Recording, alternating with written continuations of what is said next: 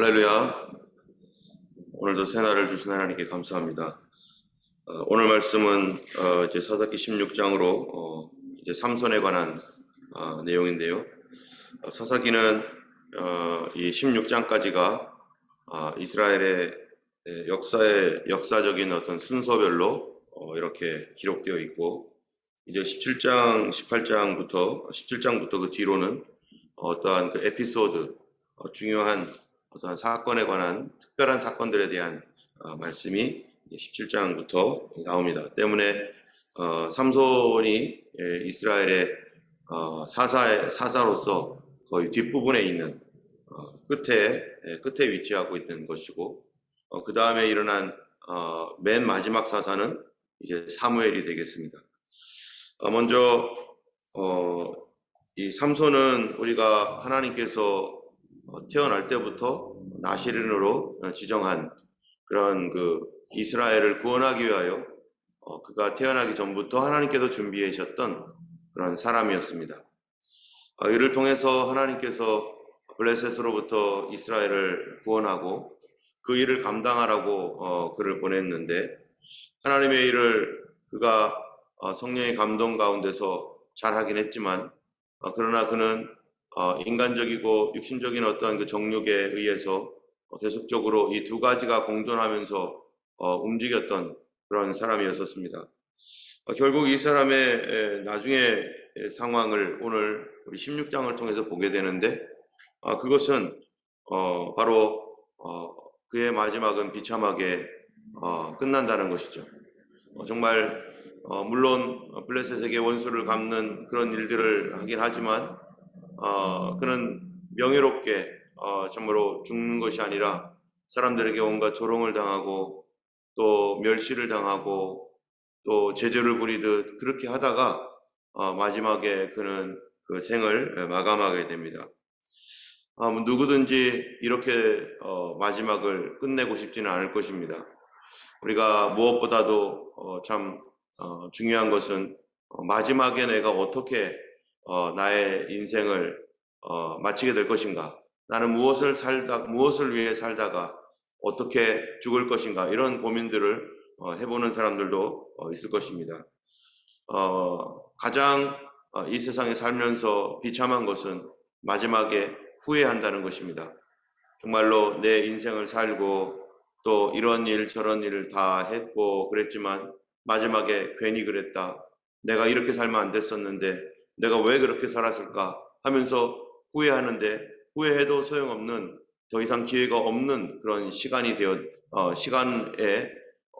소용없는 시간에 후회한다면 가장 비참할 것이고, 또 우리가 우리의 인생에 있어서 영원토록 가장 비참한 것은 뭐겠습니까? 평생토록 이를 갈며 후회하는 지옥일 것입니다. 예수님께서도 신약 성경에 보면은 바깥 어두운 데 내치라, 거기서 후회하며 이를 갈게 될 것이다. 이를 갈면서 후회한다는 거죠.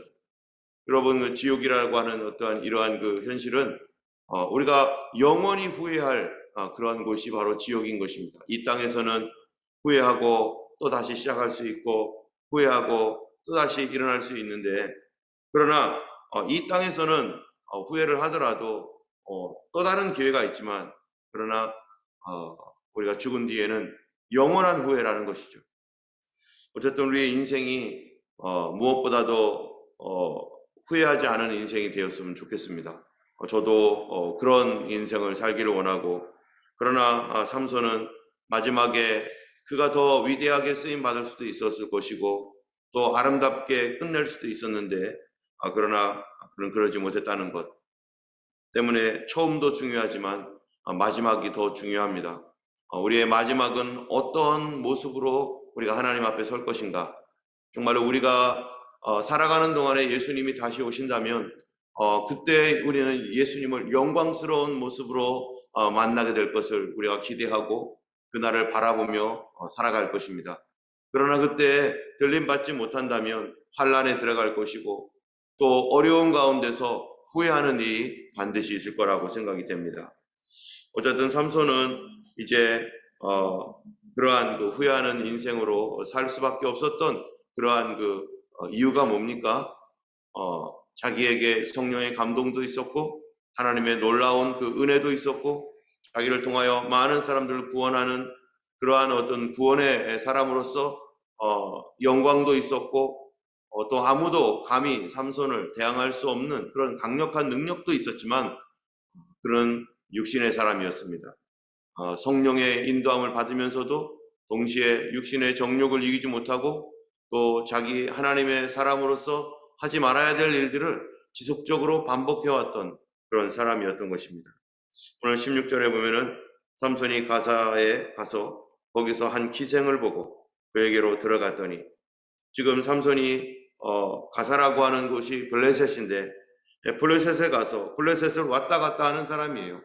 그리고 그곳에 자기 아내가 있었고 또 그러한 아내를 또 잃어버리고 또 거기서 또 원수를 갚고 그러면서 블레셋과 늘 왔다 갔다 했던 그런데 이제는 기생의 집까지 들어가는 기생의 집에 들어가서 술 먹고 음란하고 하나님 기뻐하지 아니하는 일들을 알면서도 이 사람은 그 일을 합니다. 그런데 이 사람이 나시린이라는 거예요. 여러분 나시린은 하나님께로부터 택함을 받아서 정말 거룩함을 유지해야 할 사람입니다. 하나님이 특별히 준비한 사람이에요. 그런데 이 나시린이라고 하는 이 사람이 자기가 정말 나시린으로서 하나님 앞에 무엇보다도 지켜야 될 것들을 거의 지키지 않습니다. 나시린은 술을 먹으면 안 됩니다. 하나님 앞에서 포도주나 독주나 심지어 건포도까지 먹지 않도록 악은 그 모양이라도 버리라 라고 했던 것처럼 정말로 술을 먹는 것이 그것이 뭐 지옥 가고 하는 죄는 아니죠. 그러나 술 먹음으로 말미암아 덕스럽지 못하기 때문에 이 덕스럽지 못하기 때문에 그 일로 인하여 수많은 범죄와 실수 이런 것으로 인해서 노아와 같이 자기 아들을 저주하게 되는 그런 일까지 생기기 때문에 술도 음식이잖아요. 그러나 어떤 것들은 그것을 성도들을 파멸하게 만드는 그런 원인을 제공하는 그 일이기 때문에 우리가 철저하게 이것들을 아예 처음부터 금하고 있는 것입니다. 그런데 이 나시린은 더욱더 그것에 대하여서 철저하게 금해야 될 사람입니다. 왜 그렇습니까? 다른 우리가 초신자라면은 옛날에 한국에 바깥에서 술도 먹고 그렇게 살다가 이제 예수님 믿어야겠다 이러고서 교회에 오면은 처음부터 술을 딱 끊고 이러지는 못하죠. 또 그렇기 때문에 우리가 그 어떤 부분들은 이해할 수 있지만은 그러나 직분을 받은 사람 하나님 앞에 헌신하겠다라고 하고 세례를 받고 직분을 받았다라면은요 완전히 다른 것입니다. 세례를 받는 것은 뭡니까? 옛사람이 죽고 새 사람으로 다시 삽니다. 그리고 나는 예수 그리스도께 속한 사람입니다. 나는 주님을 왕으로 모시고 주님을 나의 주인으로 모시는 사람입니다. 라고 하는 상징적인 표현이고 그것은 신앙 고백입니다. 이렇게 신앙을 고백하고 그렇게 하나님 앞에 살아가는 사람이 나시린과 같이 되어야 될 그러한 그 사람이 세상에 믿지 아니했던 때의 어떤 습관들을 여전히 가지고 다닌다라는 것은 하나님 기뻐하지 않고 그 거룩함을 유지하지 못하는 그러한 원인을 제공할 수밖에 없는 것이죠. 때문에 이 삼손은 그러나 자기가 이런 나시린임에도 불구하고 술을 먹고 음란하고 또 하나님이 그만 이방인과의 결혼을 계속해서 하고 이런 일들이 삼손이 결말이 어떻게 될 것인가를 우리가 알게 되는 것이죠. 삼손은 세계상적으로도 아주 유명한 사람이었습니다. 여러분 영화도 삼손에 대한 영화가 얼마나 많이 나옵니까? 그래서 삼손과 드릴라 해가지고요. 안 믿는 사람도 삼손과 드릴라 하면요. 다 알아요. 삼손은 어떤 사람이었구나. 그 성경에 있는 내용인지도 모르고 삼손과 데릴라 해가지고 영화가 나왔기 때문에 다 압니다. 그런데 삼손은 바로 나시린이에요. 직분자고 주의 종입니다. 그런데 그는 그 위대한 그런 성령의 사람이었음에도 불구하고 그는 어떤 일을 당합니까? 여기 성경에 보면은요. 이 21절에 보면은 이렇게 말합니다. 블레셋 사람들이 그를 붙잡아 그의 눈을 빼고 끌고 가사에 내려가 놋줄로 매고 그에게 옥에서 맷돌을 돌리게 하였더라. 또 이 삼손에게 대하여서 또 뭐라고 하냐면은 25절입니다. 그들의 마음이 즐거울 때에 이르되 삼손을 불러다가 우리를 위하여 제주를 부리게 하자 하고 옥에서 삼손을 불러내어 삼손이 그들을 위하여 제주를 부리니라.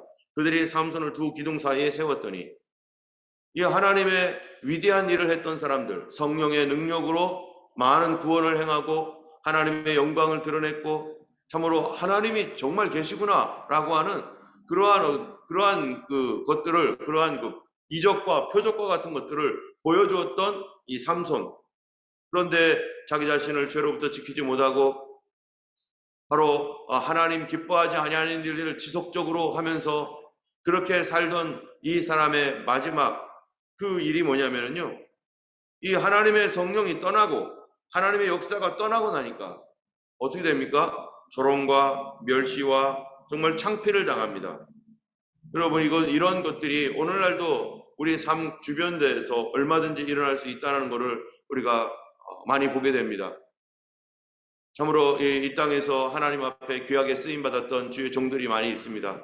그들에게 은사가 있었고 설교도 너무너무 잘했고 정말로 하나님 앞에 귀하게 쓰임받는 사람으로 젊었을 때 정말 열정적으로 주님을 위해 살았고, 그래서 그 사람이 가는 곳마다 기적과 표적이 나타나고 질병이 고쳐지고 귀신이 떠나가고 막 이런 일들이 막 일어나는데, 그런데 그의 삶 가운데 어떤 부분에 언제부턴가 문제가 생기고 그 일로 인해서 그가 성령의 감동과 함께 육신의 정욕을 따라 살면서 알지도 못하는 곳에서 남도 아무도 모를 때마다 죄를 범하고, 그러다가 어떻게 됩니까? 나중에 그런 것들이 드러나게 되고 또 뒤로 슬쩍슬쩍 이러저러한 재물을 챙기고 그런 일들이 또 드러나고, 나중에는요 이 뉴스에도 나오고 이러다 보면은 정말 세상 사람들이 와, 저 사람 처음에는 와, 하나님의 사람이구나, 정말 저 사람 보니까 하나님이 계신 것 같다,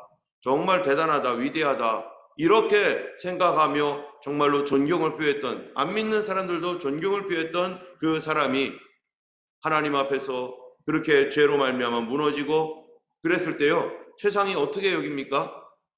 조롱합니다. 예수 믿는 사람들을 조롱하고 그 사람들의 그 결말에 대해 안타까워하지 않아요. 조롱해요.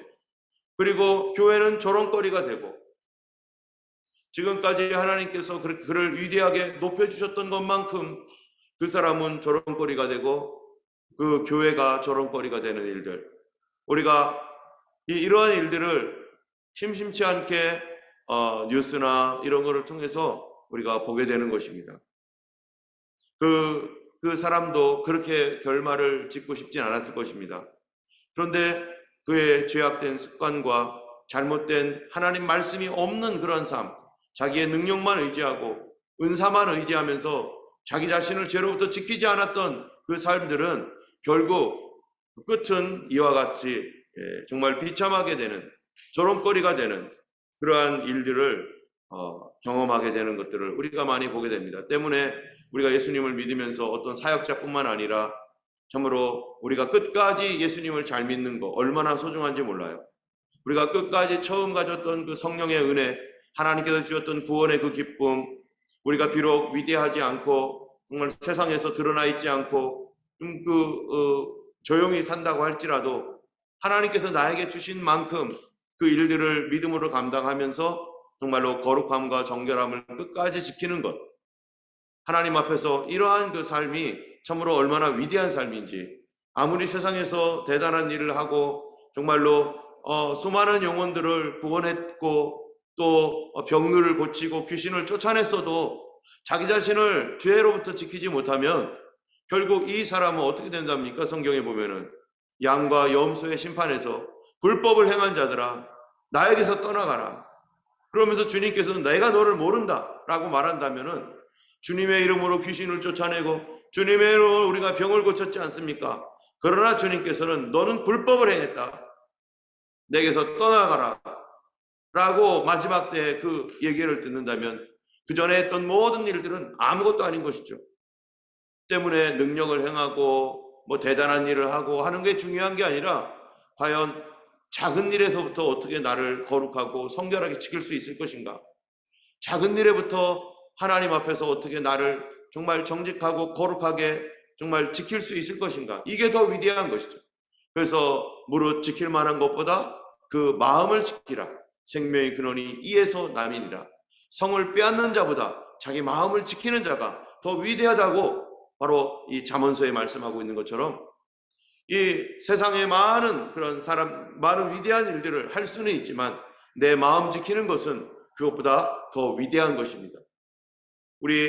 우리들 별로 이렇게 특출난 것도 없고 아무것도 아니지만 여러분이 처음 믿었던 신앙, 처음 가졌던 그 순수한 마음, 주님 오시는 날까지 잘 지키는 것, 그게 어떤 위대한 사람들이, 어떤 은사자들이 대단한 일을 했던 것보다 그 작은 것, 그 내 마음 지키는 것, 그것이 더 위대한 것이고 더 존경스러운 것이죠. 저도 이렇게 예전에 보면은 그 뉴스나 TV나 이런 데 나오는 위대한 많은 그 전도자들이나 또는 부흥회를 이렇게 보면은요, 은사가 나타나 가지고 막 병 고치고 막 이런 사람들 이렇게 볼 때 예전에는 와, 참 너무나 대단하다. 어쩌면 저분은 저렇게 할 수 있을까? 정말 너무 대단하다. 그리고 그분에 대해서 막 우상 숭배하듯이 막 그렇게 와, 나도 저렇게 됐으면 좋겠다라고 하는 그러한 그 마음들을 막 많이 가졌어요. 그런데 지금 와서 보면은 그런 건 대단한 게 아니라 참으로 제 주변에 있었던 이름도 없었고 또 자기의 일을 정말 겸손하고 순수하게 끝까지 잘 지켰던 조그마한 교회 목사님이나 또 어떤 권사님들, 장로님들 항상 보면은 겸손하게 정말로 자기의 처음부터 끝까지 동일하게 하나님을 섬기는 마음으로 이름 없이 빚도 없이 그렇게 있었던 그런 분들이 오히려 더 위대하고 더 존경스러운 거예요. 세상에서 드러나서 막 이러는 것들 하나님께서 드러내 주실 때 오히려 겸손해져야 되는데 그러지 못하고 그것을 이용해서 나의 영광으로 삼고 하나님의 영광을 가로챘던 그러한 그 사람들은 결국 끝 마지막이 그가 했던 그 일이 언젠가는 드러나서 정말로 세상의 저런거리가 되지만 이름 없이 빚도 없이 그렇게 살아왔던 그 사람들, 그 마음을 끝까지 잘 지켰던 작은 일에 충성했던 그런 많은 장로님, 권사님, 또 집사님들, 또 목사님들 이런 분들이 얼마나 더 위대한가. 그래서 넓은 길보다는 좁은 길로 가라고 말씀하시고 참으로 이 땅에서 이름 없이 빚도 없이 갔던 사람들이 하나님 나라에서 정말로 상을 받는다라고 하는 그런 말들이 무엇인지 우리가 이해하게 되는 것이죠. 어쨌든 삼손은요, 이러한 그 삶을 살 수밖에 없었던 그 원인이 처음부터 뭐가 없었어요? 하나님 말씀을 경외함이 없었습니다. 그리고 자기의 힘을 믿고 막 살았습니다. 자기의 힘도 그 자기의 힘이 아니었어요. 나시린이었기 때문에 하나님께서 그에게 은혜를 베푸셨던 것이고 그를 그렇게 사용하시기로 했기 때문에 그에게 은혜를 베푸셨던 것이지 그 하나님의 은혜가 그에게 있지 않았으면 그는 어떤 사람으로 살았겠습니까? 그냥 껄렁껄렁한 사람, 그냥 세상적으로 술 먹고 막 놀고 뭐 이랬던 사람, 그런 사람으로 살았을 것입니다. 어쨌든 이 삼손은요, 그러한 이제 오늘 보면 드릴라에 의해서 계속해서 유혹을 받고 그리고 드릴라가 자기의 그 힘의 근원에 대해서 블레셋 사람들에게 스파이 노릇을 하라고 요청을 받아서 그 힘의 근원에 대해서 여러 번 묻습니다. 어떻게 하면 당신을 결박할 수 있느냐? 당신의 힘의 근원이 어디에서 나오느냐? 그래서 삼손이 거짓으로 몇 번을 얘기해줘요. 그럴 때마다 데릴라가 정말로 블레셋 군인들을 몰래 뒤에 숨겨놓고 삼손이 하라는 대로 해보고 블레셋 사람들이 왔다 하니까 삼손이 막 힘을 내서 막 이러니까 그 앞에 블레셋 사람들이 있는 거를 삼손이 보고 이게 함정이었구나, 이게 잘못된 거였구나, 이 사람이 나에게 힘의 근원을 알아내서 나를 붙잡으려고 하는구나 라고 하는 충분히 눈치를 챌 수 있는 그런 기회들이 계속 있었습니다. 그런데도 삼손은 그런 기회를 보면서도 그게 하나님께서 자기에게 주신 경고죠. 그러한 것들이 자기를 이렇게 계속 엄습하고 자기를 그 어떤 문제에 대해서 그러한 나는 이렇게 되면은 힘이 빠진다, 저렇게 하면 힘이 빠진다 라고 하는 말을 해주고 곧바로 그런 일들이 일어나고 블레셋 사람들이 잡으러 오고 그럴 때 다시 이기고 그러면은 자기가 이 비밀이 새어나간다는 걸 알고 있을 텐데도 불구하고 계속 드릴라의 유혹에 계속해서 그가 빠져들어가는 것이죠. 결국 드릴라가 계속해서 당신은 나를 사랑한다면서 그런 것도 비밀도 안 알려주냐고 그러는 말에 정말 마음이 죽을 지경이 되었고 결국 삼손이 그 말을 얘기합니다. 나는 나시린으로서 머리를 한 번도 깎지 않았다. 그런데 내 머리를 깎으면 내가 힘이 빠질 것이다. 여러분, 다른 말은 다 할 수 있지만 이 말을 하면 안 되는 거였어요. 특별히 이 말은 여러분 한번 생각해 보세요. 머리가 자라기 때문에 삼손이 힘이 있습니까? 머리 때문에 머리에서 막 힘이 나올까요? 정말로? 그렇지는 않습니다. 뭐를 보면 알게 되느냐면요. 28절에 보니까 28절에 보면은 머리가 삼손의 머리로부터 힘이 나오는 건 아니에요. 28절에 이렇게 말합니다. 삼손이 여호와께 부르짖어 이르되 주 여호와여 구하옵나니 나를 생각하옵소서. 하나님이여 구하옵나니 이번만 나를 강하게 하사 나의 두 눈을 뺀 블레셋 사람들에게 원수를 단번에 갖게 하옵소서. 이 삼손이요 하나님께 부르짖습니다. 어떻게 하냐면 나에게 힘을 달라고, 나에게 한 번만 힘을 달라고. 근데 삼손의 머리가 얼마나 길었을까요? 이때 그렇게 많이 길지도 않았을 것입니다. 평생도록 삭도를 대지 않았으니까 머리로부터 힘이 나온다면요, 평생도록 힘이 여기서부터 나왔다면은 엄청난 힘이 머리카락 안에 있어서 거기부터 나왔겠죠. 그런데 삼손이 얼마나 갇혀 있었겠어요. 머리가 이제 약간 덥수룩하고 별로 그렇게 자라지도 않았겠죠. 하나님께 구해서 나왔어요. 삼손은 나시린입니다. 나시린은 머리에 머리카락을 자르지 않습니다. 그런데 삼손이 내 머리카락 자르면 뭐 한다고요? 힘이 빠진다라는 말을 했어요. 이 얘기가 무슨 말입니까? 자기가 나시린으로서 머리카락을 자른다는 것은 자기 사명을 포기한 것이고, 머리카락을 자른다는 것은 나시린됨을 버리는 것입니다. 그것도 누구에게? 이방 여인에게. 나시린은 머리카락 자르면 안 되는 사람이에요. 그거는 하나님과 삼손 사이의 언약입니다. 여러분, 우리가 이 세례를 받을 때 세례가 뭡니까? 세례 받아서 죄사함 받습니까? 세례를 받는다고 내 죄가 다 씻어집니까? 그건 아니잖아요. 세례라고 하는 것은 나의 신앙의 고백으로서 하나님 앞에 상징적 행동입니다. 하나님, 내가 예수 그리스도와 함께 죽고 주님과 함께 다시 살아난다는 것을 나는 믿습니다. 세례를 받을 때 아직 구원받지 못한 사람도 있어요. 그런데 그 사람이 세례를 받고 우리가 세례를 주는 이유는 그의 고백이고, 신앙 고백이고, 그의 믿음의 고백이기 때문에 그렇습니다. 하나님, 나도 예수 그리스도와 함께 이렇게 세례를 받는 것처럼, 물속에 들어가는 것처럼 나도 죽고 예수 안에서 새 사람으로 살기를 나도 원하나이다 라고 하는 자기의 믿음, 자기의 간절한 기도의 그런 표현이에요. 그거를 통해서 교회가 세례는 주지만, 그러나 그 교회가 구원을 주는 건 아니잖아요. 구원은 누구의 손에 있습니까?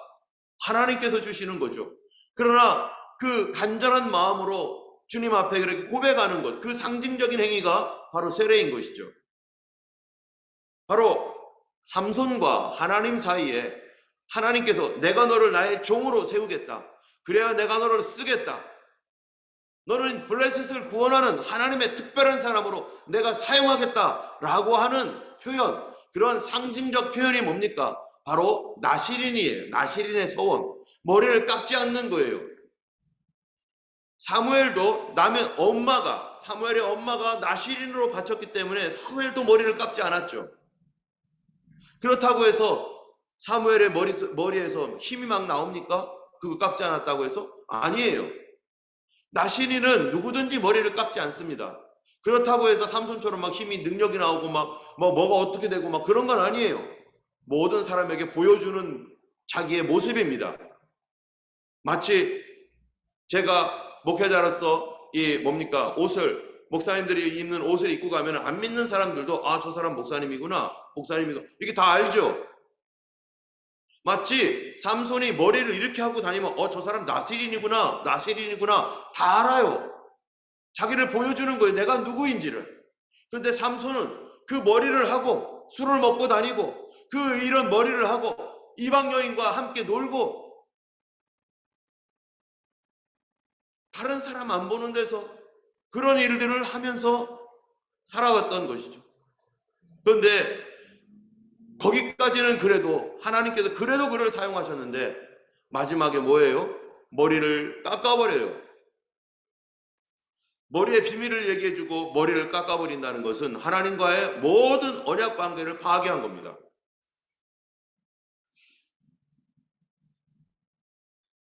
하나님과의 모든 언약 관계를 파괴하고 나니까 어떻게 되느냐? 20절에 데릴라가 이르되 삼손이여 블레셋 사람이 당신에게 들이닥쳤느니라 하고 삼손이 깨어가지고 전과 같이 몸을 떨치려고 하는데 무슨 일이 생긴 거예요? 여호와께서 이미 자기를 떠나신 줄을 깨닫지 못하였더라. 머리를 깎았다는 것은 언약을 파괴했다는 것입니다. 더 이상 나시린이 아니라는 거예요, 이 사람이. 자기의 직분을 떠나고 하나님의 언약을 떠나고 하나님 주신 그 귀한 소중한 거룩한 그런 직분을 완전히 버려버린, 돌이킬 수 없는 거예요. 그런데 이 사람은 뭐래요? 자기가 머리카락에서부터 힘이 나온다고 삼손은 생각하고 있었어요. 그렇죠? 여기 보니까 데릴라한테 나의 머리에서 힘이 나와 그렇게 생각했는데 사실은 머리에서 힘이 나오는 게 아니라 머리를 깎지 않는 것은 하나님과의 약속이고 하나님의 사람으로서의 지켜야 할 그런 법이었던 것입니다. 그런데 우리는요, 이렇게 생각하는 경우가 많아요. 우리 실제 그 능력은 이 언약이 유효한 이유는 바로 이 머리를 깎지 않는 것이었는데 사람들은 머리에서 힘이 나온다고 삼손처럼 생각하는 것처럼 우리도요, 그런 경우가 있어요. 기독교 미신이죠. 그건 하나의 단순한 상징일 뿐인데 이 상징을 뭐예요? 무슨 힘이 나오는 것처럼 꼭 붙들고 있는 경우가 있어요. 여러분, 어떤 사람들은 이 천주교나 이런 데 그러잖아요. 십자가 해가지고 막 이러면은 막 영화에 보면 드라큘라가 막 소리 지르면서 막 불타고 막 십자가 가지고 막 이러는 거. 여러분, 그게 십자가에서 무슨 능력이 나옵니까? 십자가는 로마 시대의 사형틀이었습니다. 예수님이 거기에 십자가에 달려 돌아가심으로 말미암아서 그 십자가가 변해서 예수 그리스도의 사랑과 희생의 상징으로 바뀐 것이죠. 그런데 어떤 사람은 이거를 여기에서 무슨 하늘에 놀라운 능력이 막 파워가 나오는 것처럼 십자가 붙들고 막 그냥 이거를 우상 숭배하듯 이거를 붙들고 막 이러는 거예요. 옛날에 이 초대교회 당시에 성유물 사건들이 많았습니다. 그게 뭐냐면은 예수님의 그 골고다 언덕에서 십자가를 지고 예수님 거기서 돌아가셨는데 이제 로마 사회가 기독교화가 되니까 예수님의 그 십자가의 파편들, 그 십자가를 떼어내고 뭐 어디다 이제 놨겠죠. 그 다른 사람이 또 썼을지도 모르고 그랬지만 어쨌든 그 예수님이 달린 그 십자가 나무가 어디에 이렇게 버려져 있거나 이랬다가 로마 당시에 되니까 예수님이 죽으신 그 십자가 소중하다. 그러면서 사람들에게 뭐가 퍼져요? 미신이 퍼지는 거죠. 그 십자가 조각 있으면 어떻게 된다는 거예요? 예수님이 직접 달리셨던 그 십자가의 조각이 있으면 하늘의 능력을 받는다. 나에게 신비한 능력이 나타나고 병이 고쳐지고 귀신들이 쫓겨나고 이런 미신들이 막 돌아가는 거죠.